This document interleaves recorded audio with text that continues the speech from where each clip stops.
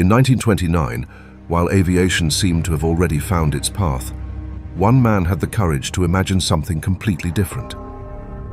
Alexander Lippisch challenged the ideas of his time, exploring concepts that many considered too radical and impossible to achieve. Among the first chapters of a lifetime of research came the Delta I, an aircraft so unusual that it seemed to belong to another world.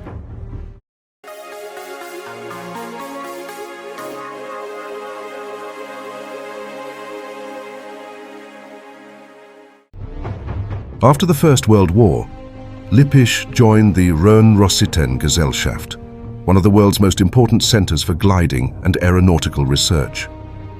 Here, designers and engineers transformed gliders into true laboratories of experimentation. In 1922 came the turning point. Building on his practical experience with the Espenlaub E-2, Lippisch took over the technical office.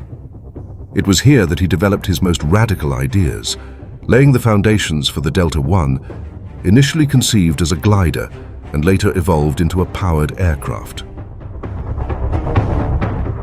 The true magic of the Delta. I was hidden in its wing. It no longer served only to keep the aircraft airborne, but became the center of its control system. The wing helped maintain stability and guide its movements. To change direction, the aircraft used two small fins at the wingtips. During a turn, they increased drag on one side, acting like an aerodynamic brake that rotated the aircraft.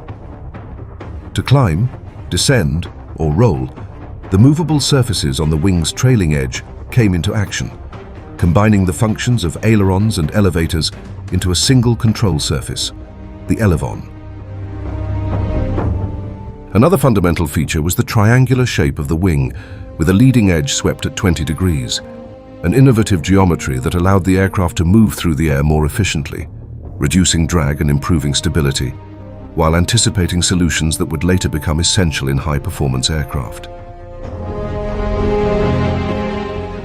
To transform the Delta I into a powered aircraft, Lippisch used a surprisingly small engine, a Bristol Cherub III, producing just 30 horsepower, mounted in a pusher configuration. It flew in 1931 with Günter Gronhoff at the controls and, despite its limited power, reached around 120 kilometers per hour, demonstrating remarkable agility. In 1933, the prototype suffered a serious accident, showing that this new configuration still had many aspects to be refined.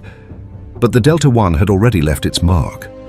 With this project, Lippisch had introduced two revolutionary ideas, the delta wing and a control system that eliminated the traditional rudder. With extraordinary determination, he continued to develop these concepts in the following Delta series projects, transforming an idea once considered impossible into one of the most fascinating paths in the evolution of aviation.